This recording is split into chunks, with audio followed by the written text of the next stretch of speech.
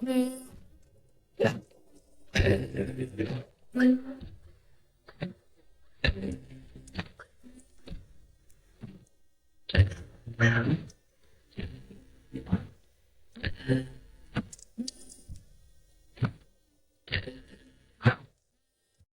back, guys, to another episode on a Heathen Path.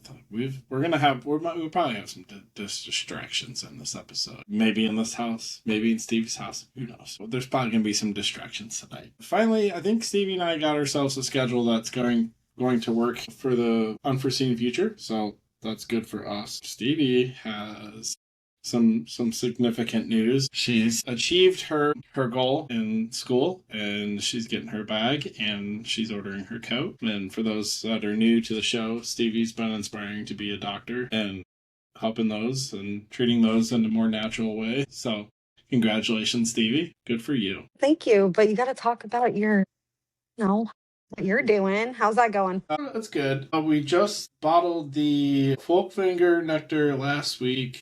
Just like, if you get into like doing or brewing mead on your own, don't have high hopes when you first get through your first fermentation. Like, I'm going to tell you right now, like, this shit's going to taste terrible. So, but like, try it. But it's going to taste really bad. You got to let that shit set. So we're going to know in June how the first honey batch goes. That'll be about 6 months, so we'll go from there. But if you get into it, be fucking patient. That's all I will say. Just be patient. It's a process. Trust the process, right? Excited for you. I can't wait to do my own personal blots, and then blots that make sense, and then blots that just blot together.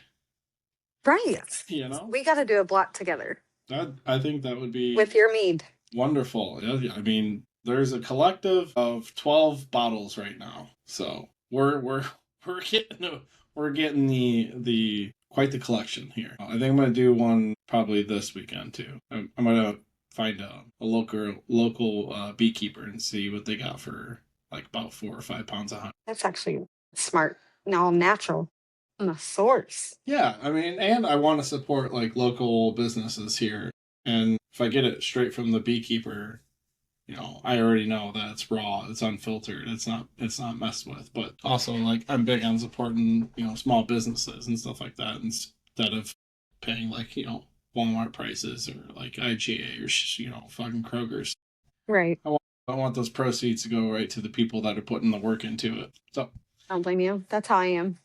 I mean, there's too much big money being thrown around with, you know, bigger stores, and not just stores, but like, you know, you just say brands, like, you know, when you think about cars, like first brand that comes to name is probably Ford. You know, motorcycles, it's Harley Davidson. You know, milk, it's, well, I don't know about everyone else, but for around here, it's Toffs. You know, it's like, It's great value. Well, yeah, but I'm saying, like, you know, if you're saying big name, like, agree. Oh, Uber wise, but I think that's locally. I'm not sure in Indiana. Well, and that same with Toss is Ohio. It's made in Ohio, so like, okay. But it's like the Ohio big brand, you know. But either way, okay. So kind of like that's kind of how Uber Wise is, but they would actually deliver it like to your front porch, like old fashioned, like crate fucking glass. Yeah. Okay, sign me the. Their chocolate milk. Oh my gosh, their chocolate milk. Like, I don't drink milk because I'm lactose, but that chocolate milk, I will sacrifice it all. I'll sit on the toilet all day long for some chocolate milk, boy. I will. But getting to this episode, you know, we talk a lot about honor, and we talk a lot about, you know, we always say about doing the right thing and then walking the right path, and like, you know, as the show precedes itself, we're upon a heathen path. And what does that mean? You know, what comes to mind when you hear the word Viking? You know, and maybe it's a towering warrior with an axe in their hand, you know, standing tall after enduring a giant battle, you know, fearless, loyal, bounded by honor. But here's the question we're going to be asking today, and Stevie and I are going to kind of be breaking down and almost questioning to an extent, were Vikings actually honorable? And we both have our opinions, but this is where we get to have the opportunity to actually talk about it, you know, and from a scholastic standpoint, from a personal opinion standpoint, and then where you guys get to hear, like, what is this going to jog in your mind, coming down the road? Were Vikings, like I said, were Vikings actually honorable? Or is it just that a story we've been told ourselves over time? Because when we dig into the real history, into the sagas and the laws, the archaeology, you find a lot more complications, right? And today we want to try to break it down as best as we can with factual information and then honest opinions, right? And here's like a couple of the categories we're going to talk about is like what honor meant to the Norse people, how they actually lived, and not we're not saying the gods, how the gods lived. We're saying Norse people, right? Not post gods, but in Midgard, and whether their version of honor would stand as we see it today. And this isn't it's not the romantic version. It's not the book talk that some of the females be looking into these days. But this is real. Or this is as real as we can interpret based on what we can find. And to understand Viking honor, we need to throw out modern definition.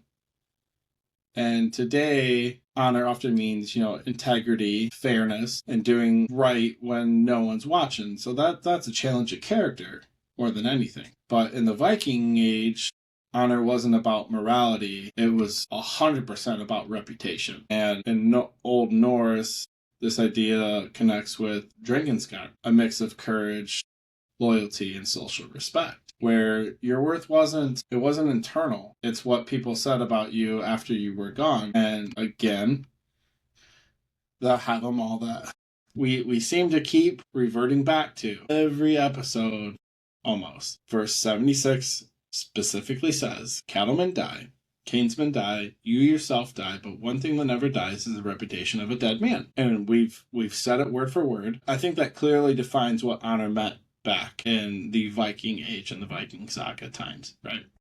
That's the foundation of Viking honor. And to say that it's conflicted is hard to challenge because that's what the Havamal says, right? That's what Odin says. So it's not exactly conflicted, but it is to the two current modern times what the word honor means.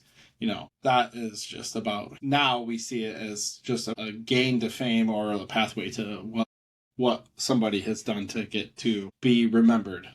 But back then, those were words to live and die by. So, but the sources mentioned casually, uh, you see in the Poetic Edda, like I just said, in the Havamal stanzas 76 and 77, and Jesse Byock in the Viking Age Iceland. And then in Carol Clover, Honor and Shame of Culture Analysis, she does break down not just Viking Age or honor and shame culture analysis, but vast. She talks about a bunch of it. So it's not targeted just towards ours, but it does come up significantly. And what most of us know is honor through violence. But here's the thing here's where things get significantly uncomfortable, because Viking honor was often proved through violence. If someone insulted you, even in the slightest, you weren't just expected, but you also had the right to respond. But the downside of not doing anything or not acting so made you weak or made you look weak. And that was something that would naturally just destroy somebody in that time, right?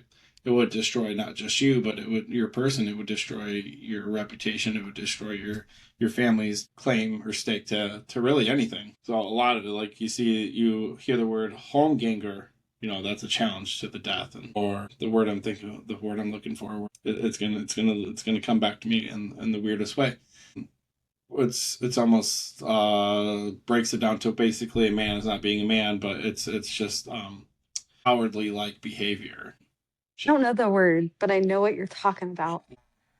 It's said quite often in the Locusana, but we see where reputation is challenged in the Nahus saga, where small insults spiral into massive blood feuds. Right now, why is because honor demands retaliation, and if your family member was killed, like you didn't forgive, you avenged. And to go back to the Lothbrok episode, just if you remember watching the show, oh my god, I am drawing huge blanks tonight, but Ivar claimed or swore vengeance on his mother's death against Lagertha. Golly. So that's just an example of where honor was demanded in retaliation kind of thing. So like if you're questioning like what does that really mean, like that's just an example, right? If your family member was killed, so that's just an example. And this created cycles of violence that lasted generations. Now within the show you're seeing just cycles of wars between the sons, whether real or not.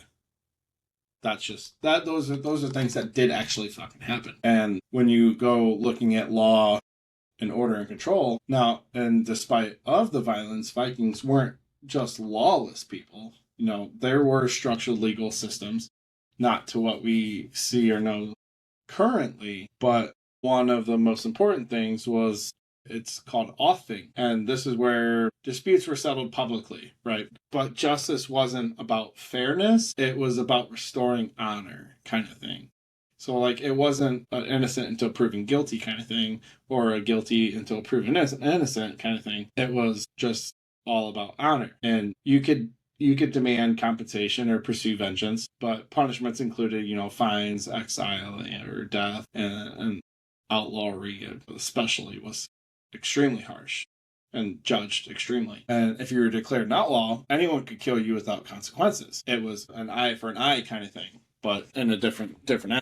No, that's technical difficulties on my side. You're good. So, if you were declared an outlaw, just to reiterate, you could be killed without consequences because legally you have no honor left. And when you look at outlawish behaviors, though, was raiding honorable or not? To talk about some raiding, I need a swig. In 793, the Vikings raided Lindisfarne. The event that we talked about before that shook the Christian world to its extreme religious core, where, monks are unarmed, the site is sacred, and from our perspective, it was brutal. Like, from the transcriptions of what we have read, it wasn't kind, but it was opportunity for our people. Wealth brought power. Power built reputation, and reputation created honor. So raiding, by definition, isn't considered dishonorable, but it was extremely respected. And if you brought back a great haul, then you were respected that much more. That's that much more honor that you gain. It's a scale, but you can't do that kind of shit now. Obviously, there's borders. There's other laws of the men that we have to follow, unfortunately, but successful raiders gained status, influence, and then the greatest raiders, gained even more. They gained legacy. And, Anglo-Saxon chronicles talk a lot about, the raids that happened amongst England. So there's some truth to that. I agree with you. I'm losing my voice. That's why I'm not talking. I don't know. It just you hear it. So that's what I'm doing. So that's why I have it muted because I can't. I agree with a lot of what you're saying.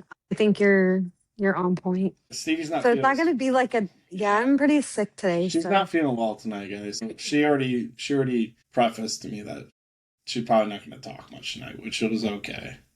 She's already feeling like shit. She's already. It's okay, like you shit. guys. Y'all could just enjoy Eric's wonderful. See, we were talking about distractions. There's one of them. There is a child screaming. Whose white baby is that? Right. But okay, so let's talk right into this next segment. It talks about family, loyalty, and true honor. So this is where family Viking honor gets extremely deep. To the Vikings, family is everything. That's all they know. Blood is it's thicker. They literally believe blood is thicker than water.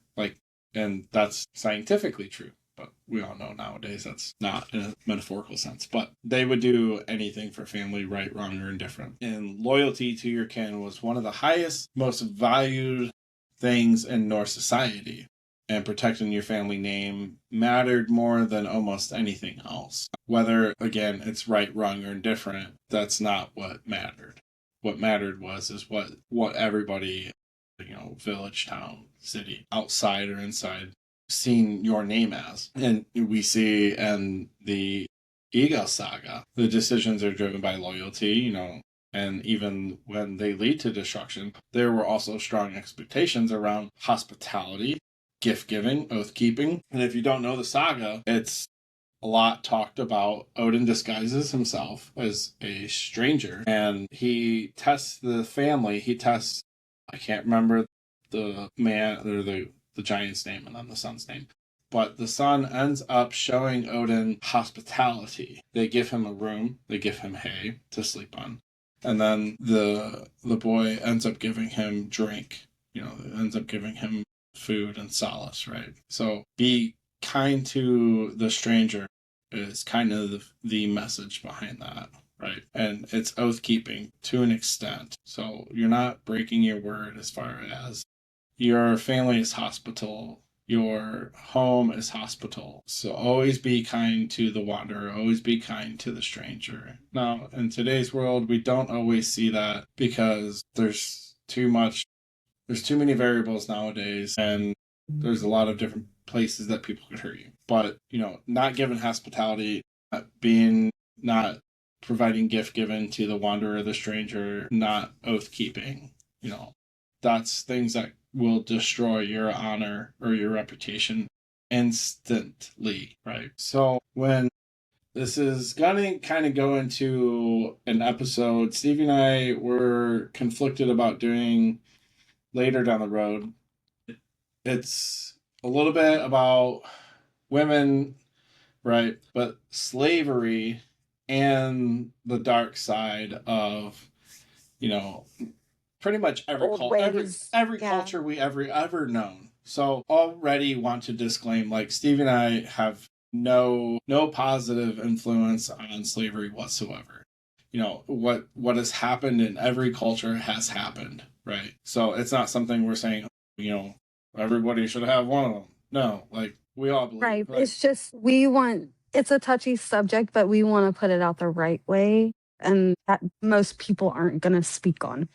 That's kind of like what we want to do. Yeah, it is a hard subject to talk about nowadays, where anything can get you, culture canceled or labeled as a fascist or a racist. You're like, well, that's not us. Like, I hate everybody just the same, and I like everybody just the same. Whether you're good to me, I'm good to you. If you're bad to me, listen, you don't exist to me. So that's pretty much where it stands. But the fact is that it is a true subject matter. And you know what? Eventually, we're going to talk about it. We're going to talk about it from our cultural standpoint. And there's some bad shit. So needless to say. That's going to be our next episode. It's like we're going to talk about slavery. We're going to talk about some dark shit that our people did. We're not going to hide it. We're going to bring it to truth. We're going to bring it to light. And we're not going to say, oh, we're perfect. We're not perfect. No. We're not fucking LA housewives and shit like that. Fuck that shit. That's so dumb. But yeah, we're Norse pagans. We're Norse pagans. We're worse. Yeah.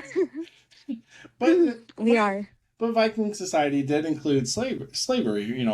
Thralls captured people where they were bought, sold, forced into labor. And truth is, many came from raids, and this is well documented in both archaeological and, written sources where women had some rights. They could own property. They could initiate a divorce. But society was still patriarchal, right? They favored men mostly. My still opinion is, a man is bigger, they're larger, they show a more dominant stance in the world, right?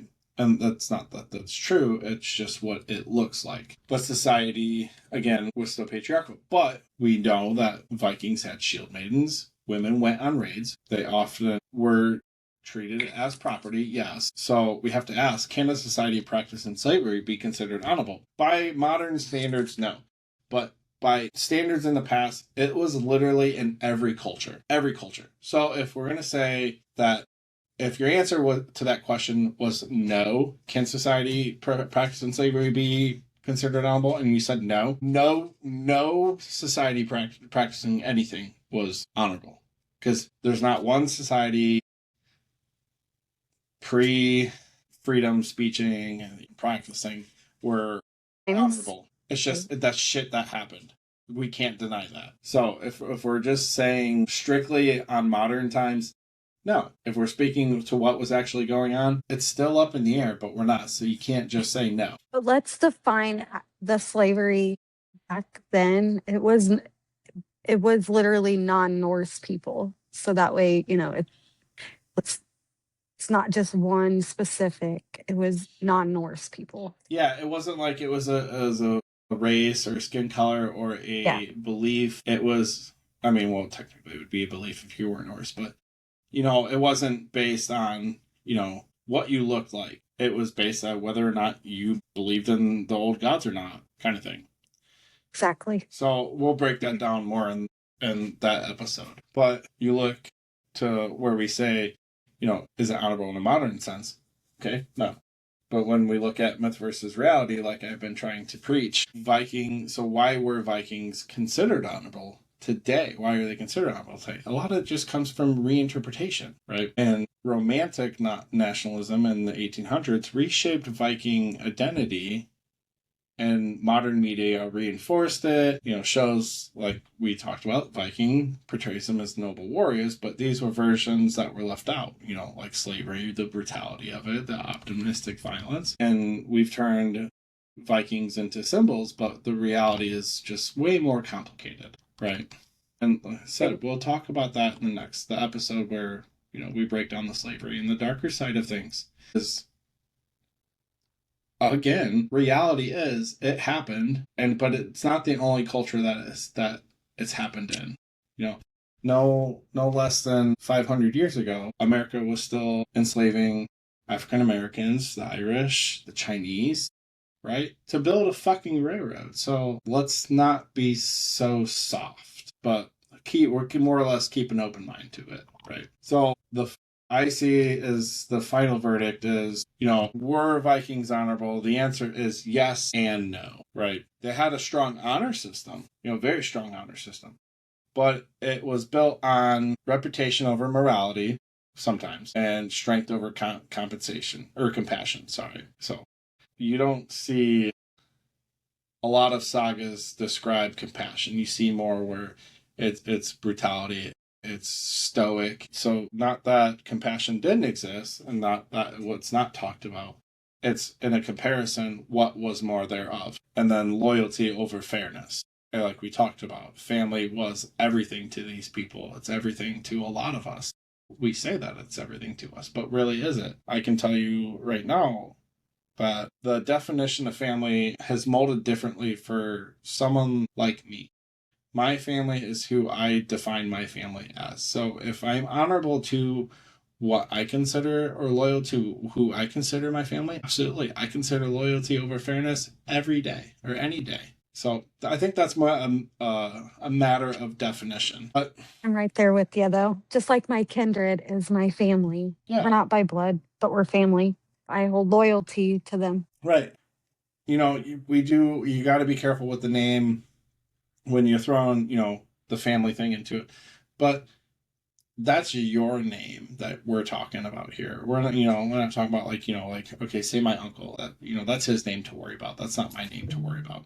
I think that's the difference that Stevie and I are saying. It's the family of our name, who we name our family kind of thing. And they weren't, so no, Vikings aren't honorable to more modern standards, but they were by theirs, by the standards that we know that they had. Yes, they were honorable to their standards. And maybe that's the real takeaway. Maybe we're missing the point completely, but this is again, this is our opinion. This is some of the scholar talk that we've brought up. We're just saying that honor isn't universal. It's completely cultural. And I don't know how to describe that any better. It's based on the culture that you build within your own house.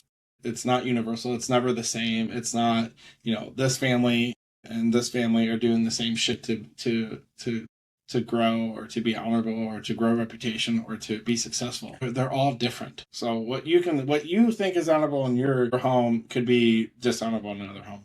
Trust me, I know. I've heard plenty of what my choices are dishonorable to other people. And guess what?